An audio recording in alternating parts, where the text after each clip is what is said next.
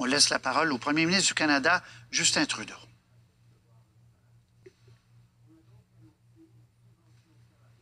Nous demandons à tout le monde de rester chez eux le plus possible. Mais ces recommandations ont eu comme effet de ralentir les activités des entreprises. Certaines ont même dû fermer boutique. C'est inquiétant non seulement pour les entrepreneurs et les commerçants, mais pour vos employés qui ont besoin de leur chèque de paye pour subvenir à leurs besoins. Nous avons donc mis sur pied un plan qui comprend 3 volets pour protéger les emplois, aider ceux qui sont mis à pied et appuyer les entreprises qui ont des problèmes de liquidité. Mais on sait que pour beaucoup de gens, leur grande priorité, c'est de faire en sorte qu'ils continuent à percevoir un salaire.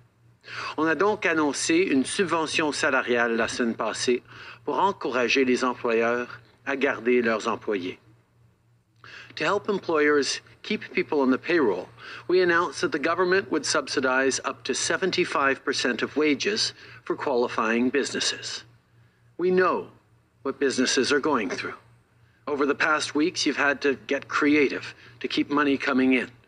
And in some cases, you've had to make the difficult decision of letting your employees go. For people to get through this tough time and for the economy to rebound, à traverser cette épreuve et aussi pour rebondir après, il faut que les gens gardent leur emploi. C'est pourquoi on a annoncé la subvention salariale du Canada. J'ai dit que nous allions partager davantage de détails sous peu et c'est mon propos aujourd'hui. Si vos revenus ont diminué d'au moins 30 % en lien avec la pandémie, vous serez admissible pour cette subvention. Le nombre d'employés que vous avez ne va pas déterminer si vous recevez ce soutien ou non. Il va s'appliquer aux organisations sans but lucratif et aux œuvres caritatives, comme également les entreprises petites et grandes. Il est question de s'assurer que les gens reçoivent leur salaire, qu'ils travaillent dans une entreprise de 10 employés ou de 1000 employés.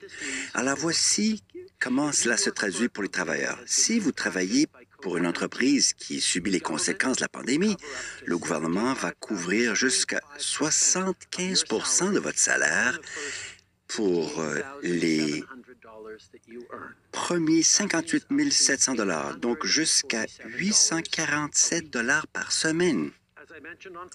Comme je l'ai mentionné vendredi, ça va être rétroactif jusqu'au 15 mars. Cette subvention salariale va vraiment changer vos vies et va aider chaque personne touchée. Et ce sera comme un pont vers des meilleurs temps. Au Québec, cela va aider Energy Transportation Group de demeurer en affaires au Québec pour qu'ils puissent continuer d'acheminer du papier de toilette ou des aliments, des choses essentielles. Et il y a aussi le Bench Hair Salon dans l'Ouest qui a dû fermer les portes pour protéger la sécurité de leurs employés. Les ministres Morneau et son collègue vont travailler sur des explications techniques. Et j'aimerais donc remercier la fonction publique qui travaille jour et nuit pour arriver à bout. qui démontrent que leurs revenus ont baissé de 30 % à cause de la COVID-19 seront admissibles à la subvention salariale annoncée la semaine dernière. Le nombre d'employés ne déterminera pas votre admissibilité. La subvention s'appliquera aux organismes à but non lucratif, aux organismes de bienfaisance, ainsi que les entreprises de toute taille. Le but, c'est que les gens puissent continuer à recevoir un salaire, peu importe s'ils travaillent pour une entreprise qui emploie 10 ou 1000 personnes. Donc, si l'entreprise pour laquelle vous travaillez est touchée par la COVID-19, le gouvernement va couvrir jusqu'à 75 % de votre salaire pour la première tranche de 58 700 que vous faites. Ça veut dire 847 $ par semaine, jusqu'à 847 $ par semaine. Comme je l'ai dit la semaine dernière, cette subvention sera rétroactive au 15 mars. Les ministres Morneau et Ng travaillent fort pour donner plus de détails aux compagnies le plus rapidement possible. Et sur ce point, je tiens à remercier toute la fonction publique qui travaille jour et nuit pour finaliser les documents d'information. Cette subvention vise surtout vous, les employés qui travaillent fort partout au Canada. Il est question de s'assurer que vous ayez le nécessaire pour acheter votre épicerie aujourd'hui et aussi un emploi auquel retourner après la pandémie.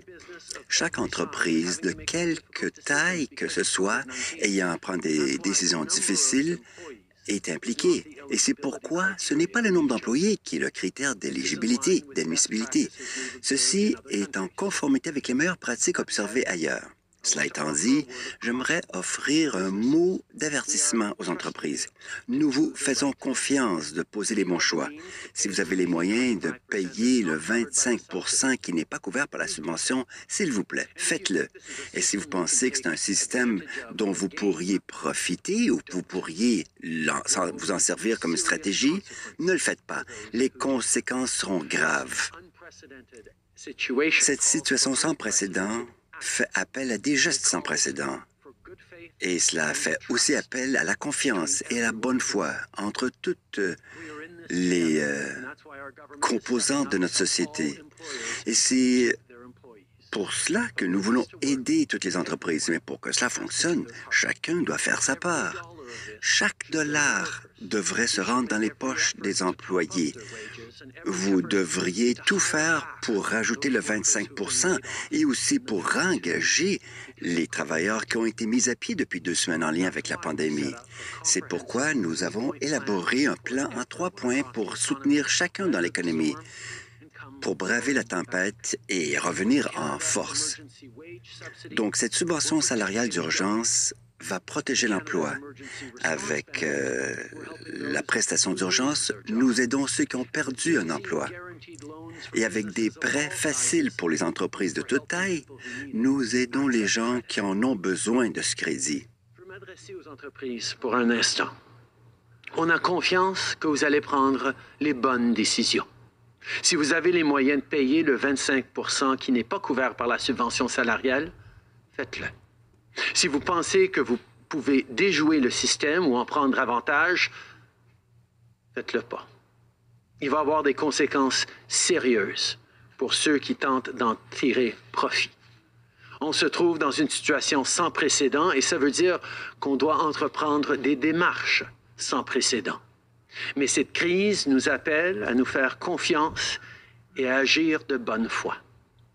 On est tous dans le même bateau et c'est pourquoi notre gouvernement veut aider tous les employeurs à garder leurs employés. Mais pour que notre stratégie fonctionne, tout le monde doit faire sa part. Chaque dollar est destiné aux employés. Vous devriez faire tout ce que vous pouvez pour supplémenter leur salaire et réembaucher les travailleurs qui ont été congédiés au cours des 2 dernières semaines. Nous avons un plan à 3 volets pour aider l'économie à revenir en force. Pour les employeurs et les employés, on a la subvention salariale d'urgence du Canada. Si vous perdez votre emploi ou si vous travaillez à votre compte, la nouvelle prestation d'urgence du Canada sera là pour vous. Et si vous avez des problèmes de liquidité, on a annoncé plusieurs mesures pour vous aider. Et en plus, pour vous laisser plus de temps pour effectuer vos paiements ou plus d'argent pour vos dépenses quotidiennes, on a repoussé jusqu'au mois de juin les paiements de TPS et de TVH et le remboursement des taxes et des droits exigibles sur les importations. Since the beginning of this crisis, Depuis le début de cette crise, notre toute première priorité, c'est de vous offrir l'aide dont vous avez besoin. À cette fin, notre gouvernement se prépare à tous les scénarios. Depuis quelques semaines, les forces canadiennes se sont préparées à soutenir nos efforts et nos communautés à mesure que nous luttons contre la pandémie. Nos hommes et nos femmes en uniforme ont toujours été là et on a pu toujours compter sur eux en moment de difficulté. Et cette pandémie ne fait pas exception. Le fédéral n'a reçu aucune demande d'intervention de la part des provinces ou des territoires. Mais si ça devait changer, les forces armées seraient prêtes à répondre à l'appel comme elles l'ont fait tout au long de notre histoire. Que ce soit pour acheminer du matériel médical ou protéger vos maisons durant la saison des inondations ou des feux de forêt, ceux et celles qui portent l'uniforme seront là pour vous. Ils ont un plan pour appuyer nos communautés durant cette période difficile. À midi, Plusieurs ministres et le chef d'état-major de la Défense tiendront un point de presse pour en discuter davantage. Nous discuterons également de la préparation aux urgences avec les premiers ministres provinciaux et territoriaux lors de notre prochaine rencontre virtuelle. Je veux en profiter pour remercier tous les membres des Forces armées pour tout leur travail et leur service. Vous êtes toujours prêts à aider et on apprécie énormément tout ce que vous faites pour nous. Je sais que nous avons tous hâte de reprendre le cours de la vie normale, mais à cette fin, il nous faut continuer de poser les choix juste aujourd'hui, à savoir suivre les recommandations des autorités sanitaires, restez à la maison, lavez-vous souvent les mains et maintenez au moins 2 mètres de distance entre vous et les autres. De notre côté, nous avons l'intention de tout faire pour que les travailleurs puissent être payés et que les entreprises soient soutenues. Les mesures annoncées vont aider justement cela et s'assurer que notre économie soit en bonne posture pour reprendre de la vigueur après la pandémie. C'est vrai qu'ensemble, nous traversons une difficile épreuve, mais sachez que vous pouvez compter sur votre gouvernement. Et, comme toujours, s'il nous faut faire davantage, nous sommes prêts à le faire. En conclusion, j'aimerais remercier tous les premiers répondants de leur travail remarquable au nom de tous les Canadiens, les professionnels médicaux, les premiers répondants, le personnel de sécurité, les pharmaciens, tous les gens qui sont dans la chaîne d'approvisionnement. Merci. Se rendre au travail, c'est stressant ces jours-ci. Et nous faisons tout pour que vous puissiez être en sécurité. Vous faites du travail essentiel. Et on ne peut pas trop vous remercier. Comme toujours, le Canada et les Canadiens allons traverser cette épreuve en comptant les uns sur les autres et quand chacun fait sa part. Merci.